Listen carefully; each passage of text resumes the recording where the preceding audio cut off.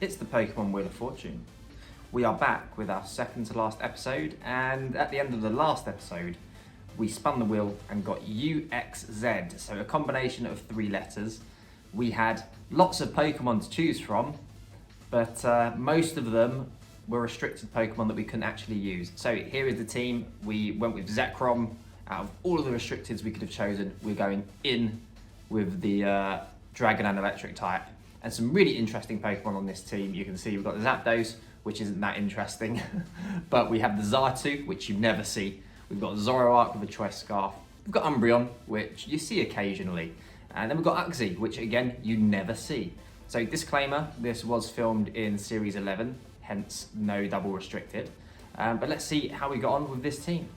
We have our first opponent, so it was an Yveltal team with double Fake Out and Incineroar, Rillaboom. They've got Metagross as well, and a Gastrodon. So they've got kind of varying speed tiers here, kind of middling speed team with some slow Pokemon to counter any Trick Room play we've got. Plus a Comfey, which means they have Trick Room more than likely on their own team. And straight away I'm thinking we could have a problem because this is going to be Comfey with Weakness Policy Yveltal, using that priority draining kiss to activate the Weakness Policy and then just destroy from there. So Zekrom looks really good in this game as long as I play it well. The Comfey could be annoying depending on what its other moves are. But I think the big thing I have to worry about here is damage mitigation. So we end up leading with the Umbreon because I feel like we can safely lead Umbreon against this team. If they do go for the Comfey Yveltal and they get the Weakness Policy off, we can snarl down the Yveltal, lower that special attack. We also lead with Xatu as well. That gives us options to both go for Trick Room and Tailwind. And then in the back, I bring, I believe, Zapdos and yeah, the Zekrom. You can see we lock it in characteristically with a few seconds left. Let's see how we get on.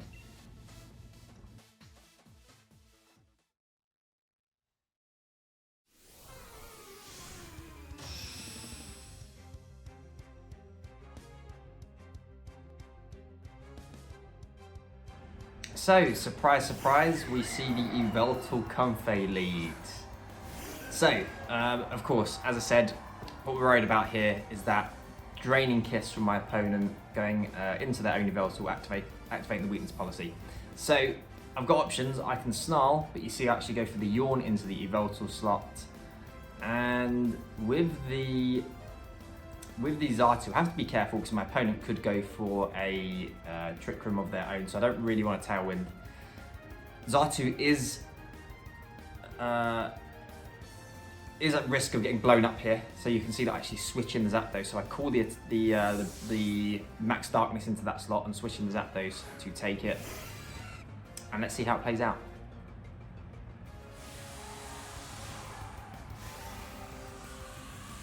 So big surprise, Yveltal is maxing. Which is good, because if we get the Yawn off, we can put Yveltal to sleep, and then we don't really have to worry about it.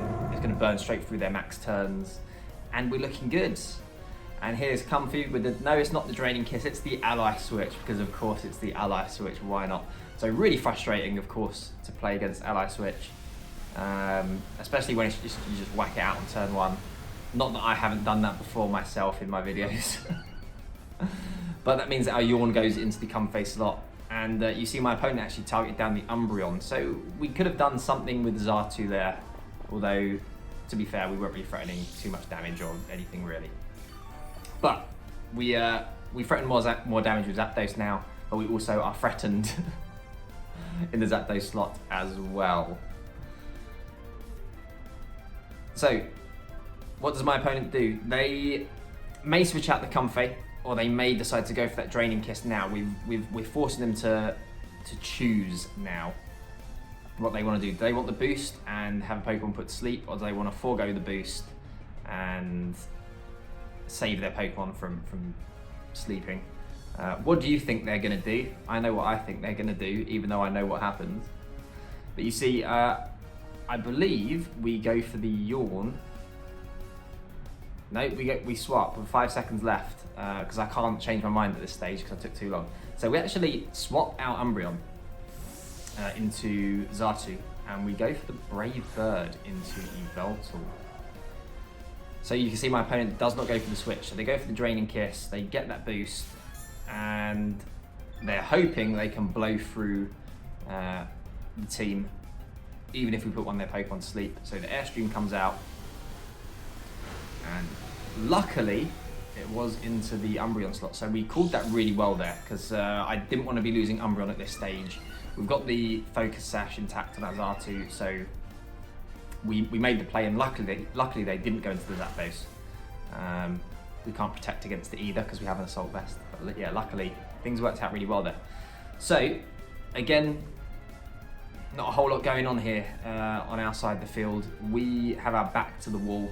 My opponent's Yveltal is outspeeding us, but you see what move I'm hovering over right now. We might just give the opponent a taste of their own medicine, and yeah, whack out the Ally Switch that we are, because we're sure, I'm fairly certain we're going to see a move going to that Zapdos. So Ally Switch, get Xatu in the way so that Zapdos can stick around and get some more damage off onto the opposing Yveltal. So you can see that I'm really deliberating this game, really taking my time, but yeah, that's the play that we end up going for, the Ally Switch and the Brave Bird. Does it pay off though?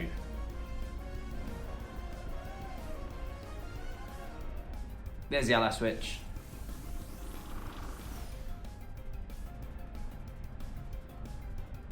There's the Airstream.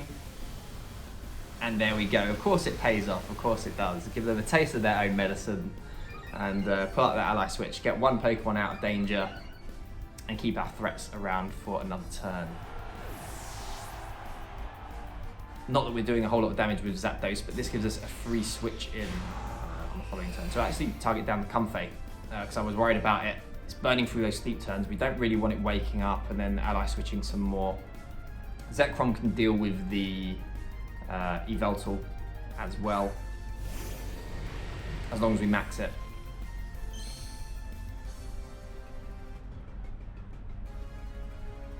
So there we go, that's my opponent's max turns finished.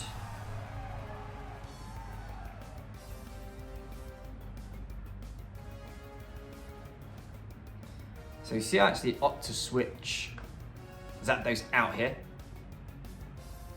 And of course we're going to max the Zekrom, go for that Max Lightning into the Yveltal slot. There's of course always a chance that they protect that slot. There's always a chance that my opponent's Comfey wakes up on this turn and they go for the Ally Switch.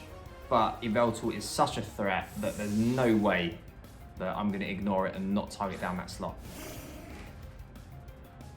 So let's see what happens.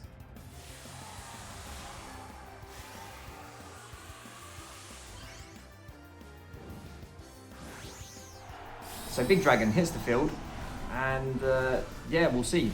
Do they get the Protect on the Yveltal? Do they wake up with the Comfey and get the Ally Switch? Those would be either of those would be a bit of a problem. But no wake up from the Comfey. And Yveltal does not Protect, goes for that Oblivion Wing. So we switch Zapdos out, this would have carried Zapdos 100%, and Umbreon bulky enough to take that hit as well. So we've played this game really well so far. Made the switches that we needed to make, kept our Pokemon around, Ally Switched when we needed to, and there we go.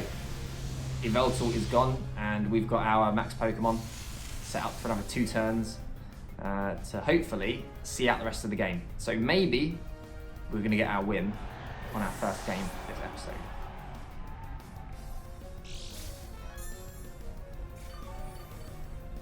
So in the back, my opponent, what can they have? Incineroar and Rillaboom are of course really good guesses as to what they've brought. They also had Gastrodon and another Pokemon that is escaping me right now. But there's the Rillaboom, which I'm happy to see because of course we've got the Zapdos in the back. Zapdos of course pairing really well into Rillaboom and Incineroar with its Defiant ability when Incineroar gets that Intimidate off. So again, although I had a few Pokemon to choose from, you can see the synergy is working really well here between the team members. I've opted to switch the Umbreon out, bring the Zapdos back in, to take the potential Grassy Glide into that slot. And we go for the max Airstream into the Comfey, because if they get the Wake Up and the Ally switch off, Rillaboom's going to switch straight into that slot. And of course, being the grass type, it's going to not be able to take that flying type move. And there we go. We're just playing it really, really well. Not to toot my own horn, but it's one of those games we just played it really well on every turn. Comfey stays asleep and gets knocked out. So my opponent down to their final 2 Pokemon. We still have another turn of Dynamax as well with Zekrom. And if it's Incineroar in the back, which again you could expect, then they're going to be in a lot of trouble since they'll activate the Defiant on the Zapdos. But it's actually Gastrodon. But still, this is nice and easy. We can just Brave Bird into the Rillaboom slot and Dragon Claw into the Gastrodon slot. Problem is, sometimes Rillaboom carries Protect. Not often, but it does happen on occasion. There's also potential Yawn strats coming out from the Gastrodon. So I think I actually opt to double the Gastrodon on this turn. I think not necessarily calling a Protect from Rillaboom, but more so because Gastrodon is the bigger threat. I actually don't go for a switch and a Max Wormwind. Interesting. Don't know what I'm talking about with the other play. That was not what I went for at all. So yeah, targeting down that Rillaboom then. And it does, sorry, the Gastrodon protects here. The Gastrodon protects. So, Grassy Glide comes out. Umbreon goes down. Umbreon not really posing any threat at this point, whereas Zapdos is, so that's why, of course, we made that switch there. Rillaboom barely hanging on, so actually that was, again, really nice play. Was able to not necessarily predict a Protect, but my opponent protected on one Pokemon and we targeted down the other one. And kept our threat alive in the back with Zapdos as well. So this is the end of our Dynamax now. Zapdos is going to come back in. But we should pick up the win from here. And I believe it's this turn was what I was talking about before. We go for that Brave Bird into the Gastrodon and the Dragon Claw into the Gastrodon as well. So I wasn't just making it up before it does happen. Yeah, we go for that because we can't knock out the Gastrodon without double targeting it. And Rillaboom has Protect, which again, don't always see, but they do have it. And so yeah, luckily, big damage from that Dragon Claw. And Brave Bird should seal the deal, which it does, with a critical hit. And that's going to be it. Rillaboom is on a slither of health. It cannot knock out either of the Pokemon we've got on the field right now, especially with a -1 attack. So that's it. We got the win. We got the win in game 1. Of course,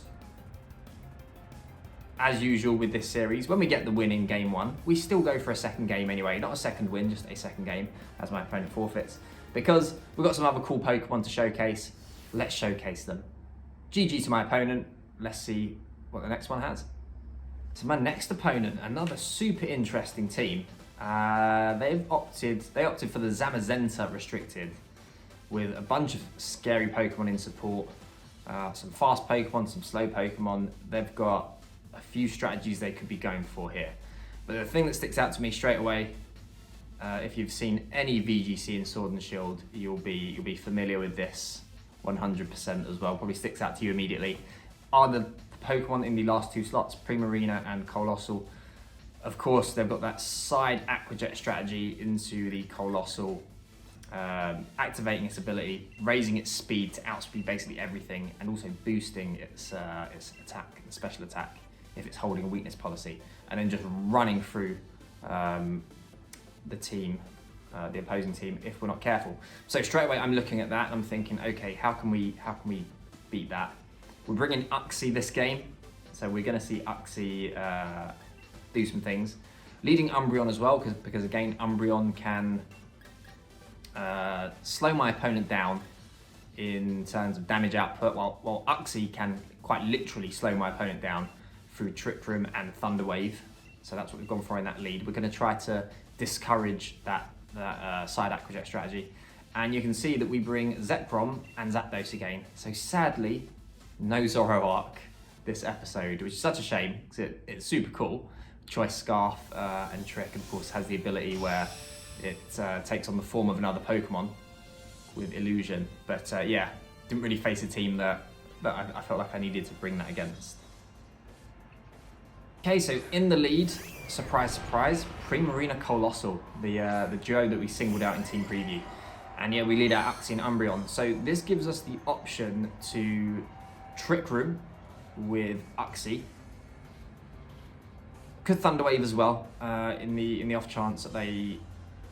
Yeah, no, I could just Thunder Wave if I wanted to. But I think I go for the Trick Room here to really discourage the side Aquajet play, boosting that Colossal up. If they do go for that, then they will be the slowest Pokemon in Trick Room. We can get our Snarls off. And you see I actually go for a Yawn with Umbreon again. So turn 1 Yawn. Both Uxie and Umbreon, really, really tanky Pokemon. So I'm not worried about either of them getting knocked out, despite the fact that our Umbreon is somewhat threatened by the Primarina. But you see, they actually protect. We Yawn into the protect, and yeah, the Dazzling Gleam comes out. And so Trick Room goes up. Not much happens there, other than we took a bunch of damage. So that wasn't an amazing turn 1, despite the correct prediction of the lead there. Bit of a problem as well, because Colossal is probably... no, not probably actually. There's a chance Colossal is the slowest thing on the field, in which case it will now go first under Trick Room. And of course, Primarina, not a particularly fast Pokemon either. So while you can see that I'm considering switching in either Pokemon that I have in the back, they will actually be probably the fastest Pokemon and therefore the slowest Pokemon under Trick Room if I do bring in Zekrom or Zapdos. So in order to not take damage on our damage dealers, you see that we go for the Thunder Wave. Still no Aquajet for my opponent, and yeah, Colossal is the slowest thing on the field, and Primarina is slower as well, so the Trick Room play not looking too amazing in hindsight. But you see, we go for the Thunder Wave and the Snarl play.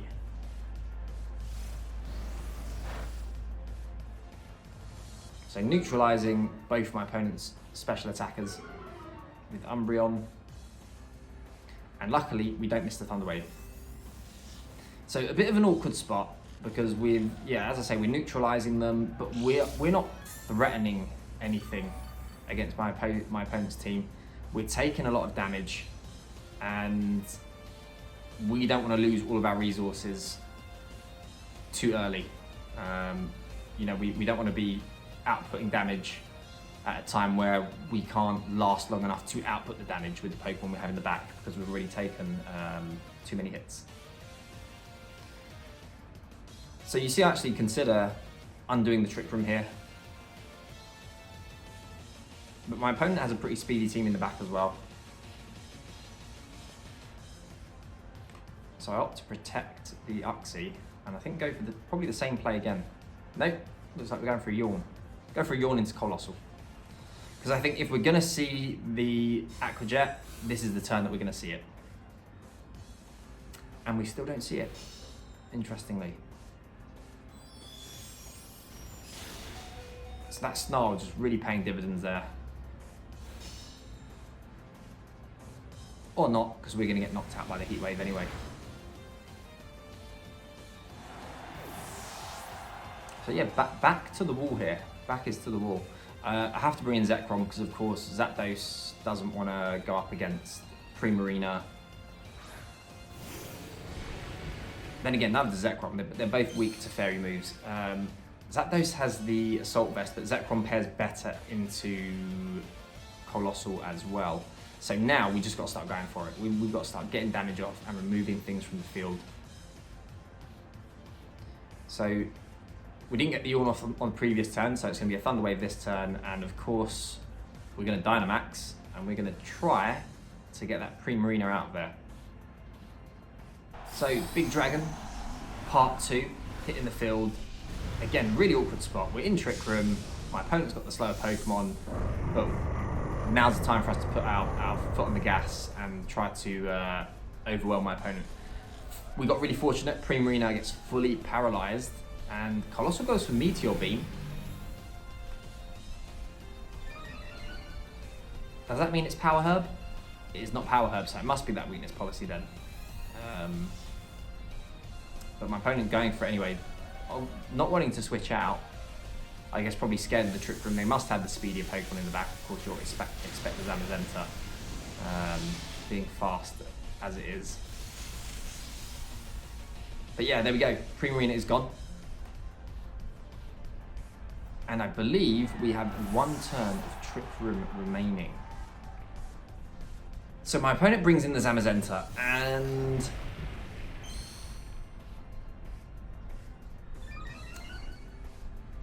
the Colossal can't protect this turn, so I can go into the Colossal. They can't Dynamax this turn either, because they're locked into that move, and of course Zamazenta can't Dynamax. Zekrom is going to move before Zamazenta does. So I decided to go for the cheeky Helping Hand Max Lightning into Zamazenta, because I'm happy for Colossal to stick around once Trick Room runs out. We can deal with that later. But they don't give us the Zamazenta. I was hoping that my opponent would maybe not protect, thinking that they're free to not free, but they're somewhat safe with that defense boost. But you can see with the protect, our damage is cut down to 25%. That would have been a knockout had they not protected, thanks to a Helping Hand. And I think we just go for the same play again. But did we go after the Zamazenta?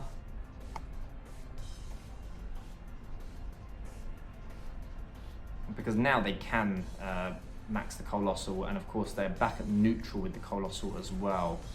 They've undone the Snarl from earlier. You can see me weighing it up. What are we going to go for? And we do go after that Zamazenta. Because we've got Zapdos in the back. This Colossal is not going to remove Zekrom in one go. There's always a chance it gets fully paralysed as well. But Zapdos in the back can hit Colossal for super effective damage with close combat as well. So I'm not too worried about the Colossal. I think getting rid of the speedier Zamazenta is the way here.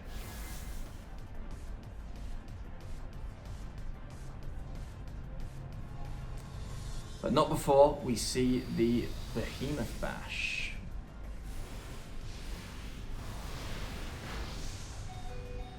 Which Uxie takes really well.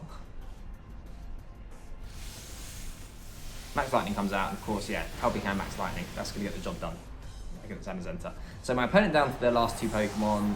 Do they get an attack off? Do they pull through the paralysis? They do not, unfortunately. So, again, this is looking really good for us. Looks like we're probably going to get 2 wins out of 2. In what was a kind of weird lead matchup. Not weird lead matchup, actually. It wasn't weird at all, so you kind of predicted it.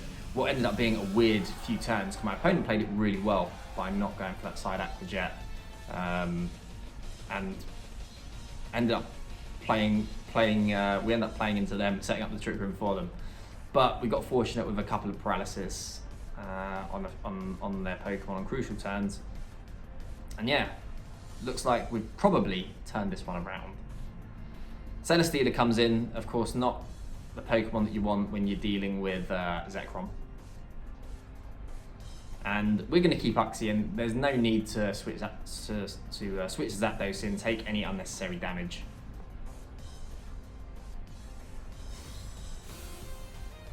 So we protect, calling a potential protect on my opponent Celesteela, which we do see.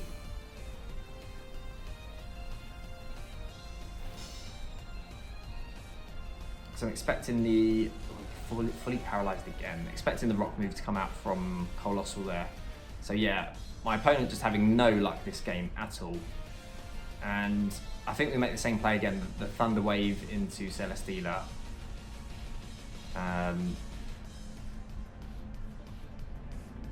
It should be a Thunder Wave, I shouldn't be helping handing. But I go for the helping hand, why do I do that? In case it has a Wakan Berry maybe. Bolt Strike can miss, of course. So it should really be a Thunder Wave to slow down the Celesteela on the off chance that we miss with the Bolt Strike. But I go all in. This was, if I was going to lose it, this is one way to lose it. Set myself on that path. But we don't miss and we knock out the Celesteela. So yeah, it's not looking great for my opponent. This is their last turn of Dynamax. They've not been able to get a single attack off in those 3 turns, and they don't get an attack off at all. So really unlucky to my opponent. Spoiler alert, we don't lose from this point onwards, of course. So we managed to get 2 wins out of 2. Very sad Colossal there, Dynamaxing but not getting to do anything. And yeah, 2 wins out of 2. No Zoroark, unfortunately. But only 1 episode left. Let's go to the wheel.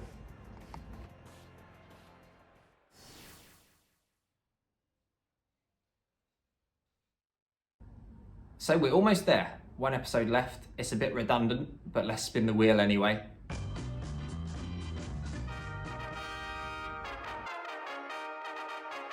What can I say? Let's see what we're going to be using.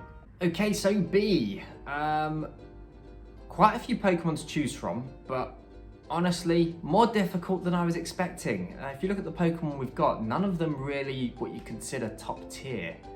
And no restricted either. Or is there? We have a restricted, we do. In the W episode, we used Kyurem White. So in our B episode, it's only fair that we use Kyurem Black. So technically, you're going to see Zekrom 2 episodes in a row.